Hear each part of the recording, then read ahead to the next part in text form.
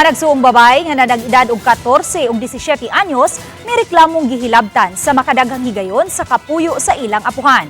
Ang suspetsado una nang nasikop sa Lapu-Lapu City Police tungod sa pagpayuhot og gidiling drugas. Ani ang report. Edad 8 anyos pa lang si Christina, di tinuod nga pangan, dihang gihilabtan na siya sa kapuyo sa iyang apuhan. Ang iyang lola ug ang kapuyo niini, maoy nagpaeskwela kaniya, maong didto siya nagpuyo sa balay sa iyang apuhan. Apan kay gibaharan siya sa 48 anyos niyang step-lolo, hinungdan nga nahadlok siyang mutug-an ngadto sa iyang mga ginikanan.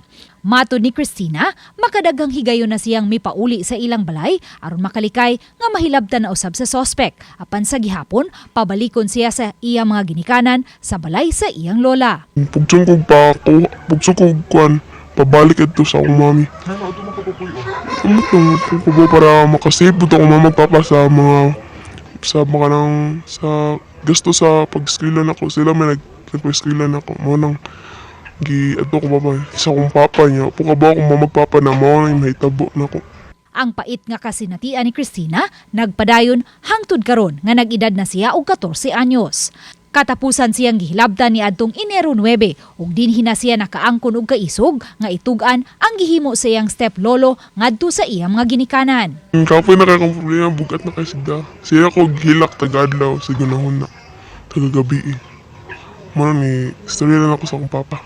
Enero 10, gipaagi niya sa pagpasumbingay og chat ngadto sa iyang amahan ang iyang nahiaguman sa kamot sa iyang step-lolo. Ako ni chat mo ko sa akong papa na kanang magmahay ra mo, hindi mo kita na ako.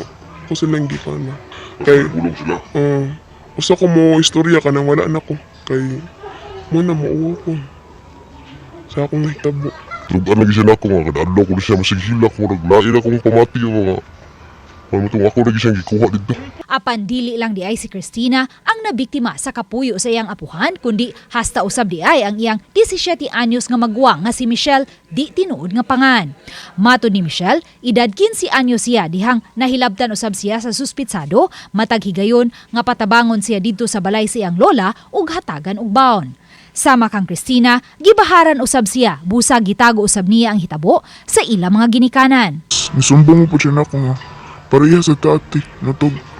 Dito nga na siya nga. Ato lang na itago kay kanang gibaharat na nga. Ug once matugan mi kay nadoy mamatay na may tabo. Tugwa mi katugan na hadlok mi. Sa pagtugan ni Christina niadtong Enero 10 sa nahitabo kaniya, mitugan usab ang iyang magwang ngadto sa ilang mga ginikanan. Matod ni Police Lieutenant Colonel Christian Torres, spokesperson sa Lapu-Lapu City Police Office, nga una nang nasikop ang suspetsado niadtong Lunes, Enero 10, pasado alas 8 sa gabi atol sa usa ka buy-bust operation. Ang suspetsado gikatahong nabilanggo na usab kaniadto tungod sa pagpamaligya o gidiling drogas. Apan samtang gihikay ang mga dokumento alang sa kasong pagpayuhot o gidiling drogas, nasubay sa mga pulis nga siya usab di ay ang gitumbok nga sospek sa pagpang-rape sa managsuong minor de edad. Ang kasong rape ay nagpablatoy gahapon lang sad para makuhaan na og detalye ang hitabo sa mga bata. Ang suspetsado siyang bahin mihimakak sa salaod. Mga ko na labti. Okay naman naman. Hino, napasaka na kagahapon ang kasong pagpayuhot sa gidiling drogas batok sa suspetsado.